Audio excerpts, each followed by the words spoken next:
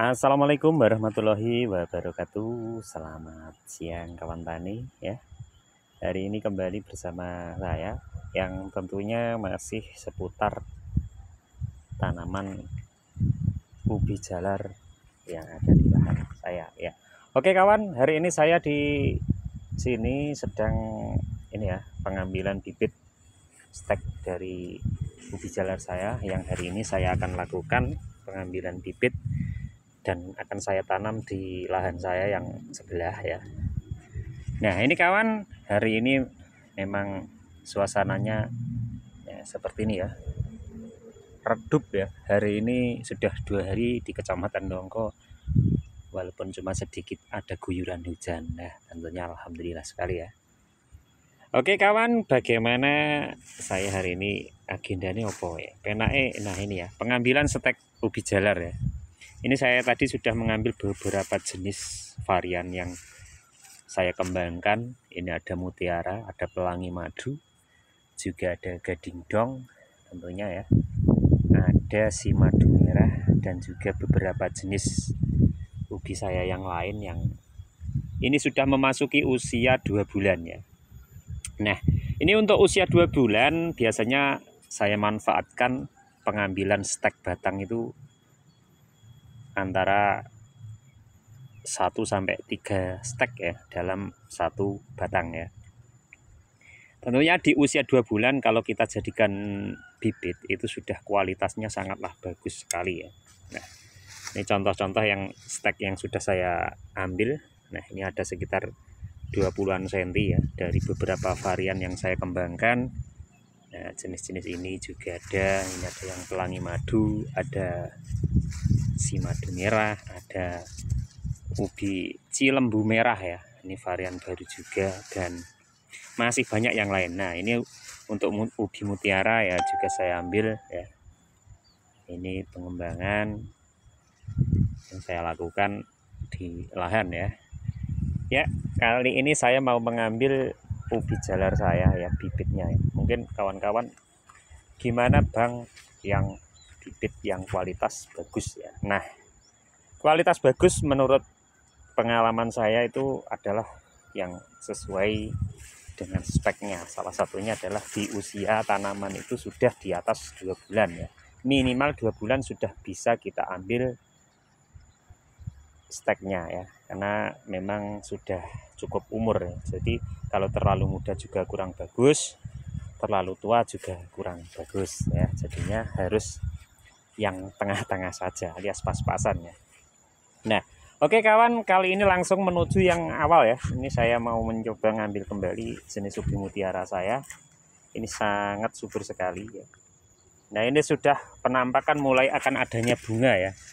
Nah, ini nanti kalau sudah saatnya mekar, ini nanti bisa kita praktekkan bagaimana cara-cara kalau kita ingin menjadikan jenis baru ya dengan teknologi, bukan teknologi tapi teori pertanian, yaitu kawin silang antara ubi jalar. Tentunya ubi jalar yang bisa kita silangkan dengan metode penyerbukan itu hanya yang bisa berbunga ya, karena memang ada beberapa jenis itu ubi jalar nggak punya bunga, walaupun kita full pupuk sampai subur pun tetap tidak ada bunganya ya. Tapi untuk varian-varian yang berbunga itu mudah sekali, walaupun hanya tidak terlalu rimbun. Kalau memang waktunya bunga, dianya akan berbunga ya, seperti itu. Jadi sebenarnya kemarin juga sempat lihat atau tanaman ubi jalar itu umbinya sangat besar luar biasa. Tapi kalau pengen menyilangkan dengan jenis lain, nah kalau tidak ada bunganya kita juga tidak bisa melakukannya ya.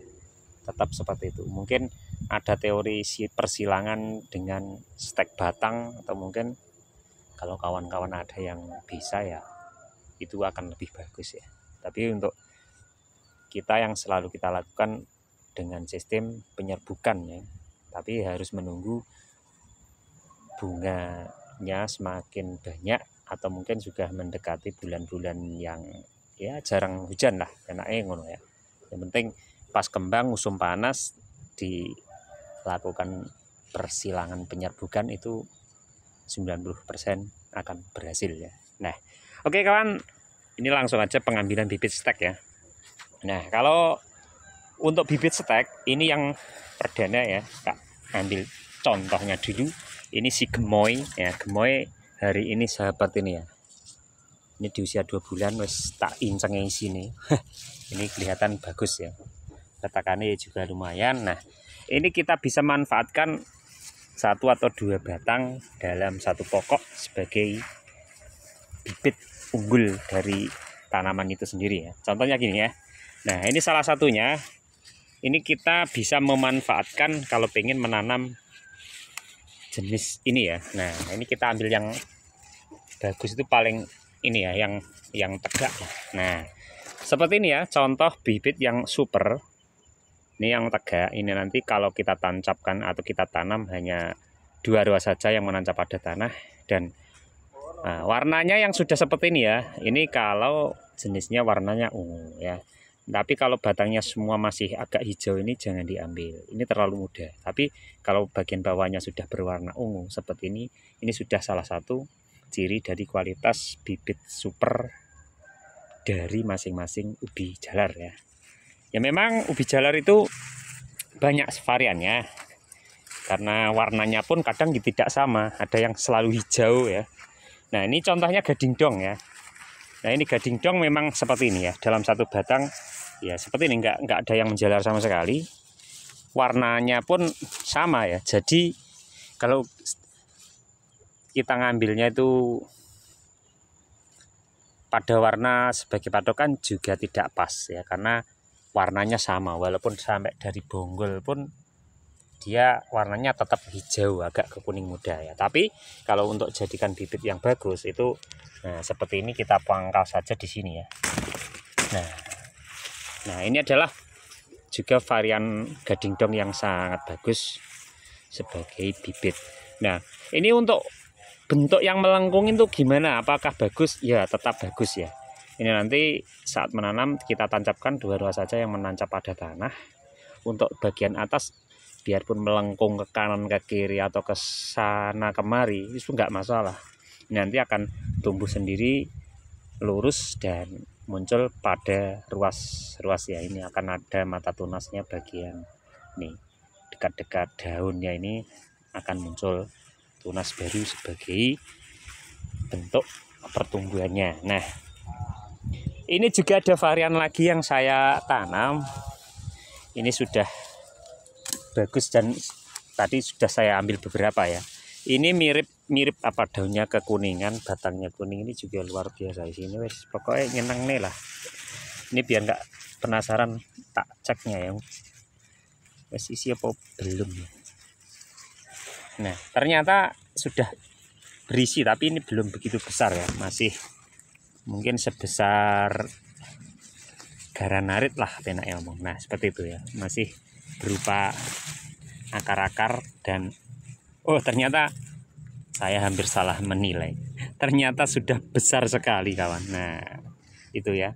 Ini juga sudah muncul, ini bagian dalamnya adalah warna oranye. Nah, ini walaupun kelihatan akar, ini ternyata setelah menjauh ini juga jadi umbi ya. Nah, ini mungkin dia nyari tempat yang gembur, akhirnya umbinya itu jauh dari batang. Wah, ternyata itu lagi ya, muncul lagi itu bagian sana juga muncul. Kita timbun aja ya, nanti sebagai tutorial saja. Nah, pengambilan stek yang bagus seperti itu ya. Lebih baik lagi kalau kita saat menanam suasananya redup ya. Lakukan di sore hari dengan metode setelah tanam kita siram. Itu adalah yang paling bagus, metode yang saya kembangkan. Dan nah, ini ciri-ciri ubi yang bagus untuk bibit. Ini superan seperti ini, berdiri tegak ya. Nah, ini varian gemoy yang saya kembangkan hari ini sudah banyak sekali ya. Ini contohnya. Nah, ini keunggulannya dari gemoy ini, tidak ada akar sama sekali di bagian batangnya. Nah, sampai bawah ya, sama sekali ya. Kita tidak ada yang namanya akar. Ini di usia 2 bulan hanya segini, tidak terlalu rimbun ya, untuk si gemoy. Tapi diintip juga ya, isinya wis isi apa mau Mas. Nah, ini gemoy yang gemoy satu, warnanya adalah ini kuning ya, kuning, dalamnya adalah oranye ya. Untuk luarnya seperti ini. Ini besar sekali ubinya. Ya, seperti ini. Ya, mungkin untuk kawan-kawan yang suka dengan gemoy, nanti dulu 1 bulan ke depan insya Allah sudah kita panen. Kita selalu panen di usia 3 bulan ya. Karena memang di sini standarnya itu 3 bulan kita sudah panen, biar umbinya itu tidak terlalu besar. Kenapa Bang kok sampai tidak demen gede-gede ki piye loh? Ya kita hanya mengikuti pasar ya. Tingkat konsumen itu di sini kalau terlalu besar itu kurang suka, jadinya kita inisiatif sebesar lengan kita sudah panen di usia 3 bulan ya. Mungkin kalau di tempat lain di daerah mana gitu yang sukanya ukuran jumbo-jumbo, wah itu memang usianya lebih dari 3 bulan biasanya. Memang selera dari konsumen kita itu berbeda-beda ya. Kalau mungkin biasanya untuk pabrikan itu biasanya ukuran jumbo ya, tapi untuk lokalan kita selalu standar-standar saja, mengikuti kemauan dari konsumen kita ya. Nah, oke kawan, ini nih lihat ubi mutiara ya. Ubi mutiara juga sama. Nah, tanpa adanya akar pada ruas-ruas yang menempel, jarang sekali. Nah, ini hanya beberapa ini ubi mutiara yang muncul akarnya ya. Aman sekali kalau kita tanam walaupun di musim penghujan ya. Ini sangat aman dari ubi mutiara ya. Ini sampai sana juga ubi mutiara. Lanjut kawan, nah ini ubi madu sudah kita cek. Nah ini untuk pelangi ya seperti ini ya, daunnya pelangi madu sangatlah subur ya, aman dari hama ya. Ya alhamdulillah sampai di usia 2 bulan ini saya belum memakai herbisida ya, jenis apapun, karena tidak ada yang namanya penyakit yang sifatnya sangat membahayakan ya. Hanya mungkin kemarin ada ulat, sedikit kita ambil saat sore-sore ya, hilang dengan sendirinya ya. Oke, jangan lupa subscribe, dukung terus Bang Heri sebagai petani Indonesia ya, berbagi sesuatunya lewat channel YouTube. Juga buat kawan-kawan yang lain yang sehobi dengan saya, semoga juga pada sukses ya, tentunya sukses segalanya ya. Dari hasil pertanian saat bertanam, bercocok tanam, atau mungkin yang hobi sebagai sayuran. Untuk yang sayuran biasanya kawan-kawan suka yang jenis ubi madu ya, seperti ini. Yang diambil umbinya biasanya seperti ini ya, banyak yang kita tanam. Ada JP juga ya, Papua KW yang ini depan saya, ini umbinya sudah lumayan bagus. Nah ini untuk ubi Papua KW ini juga ya, seperti ini ya. Papua KW agak menjalar tapi juga aman. Ini tanpa adanya akar dalam batangnya, walaupun dia menempel pada tanah ya. Nah seperti ini, bersih ya, jarang sekali adanya akar. Nah kalau memang salah satu keunggulan dari tanaman ubi jalar, bila mana kita tanam itu akarnya tidak muncul sembarangan, itu pasti perawatannya akan lebih mudah dibanding jenis-jenis yang menjalar dan berakar banyak ya. Contohnya aja ubi madu. Ubi madu milik saya juga sangat subur ya. Itu kemarin sudah saya angkat sampai usia 2 bulan, itu sudah saya lakukan pengangkatan 4 kali ya. Bahkan sampai 5 kali ya kemarin, sampai di usia 2 bulan, karena masih banyaknya curah hujan. Itu pengangkatan harus ekstra kita lakukan ya, biar apa? Biar umbinya akan bagus walaupun musim hujan.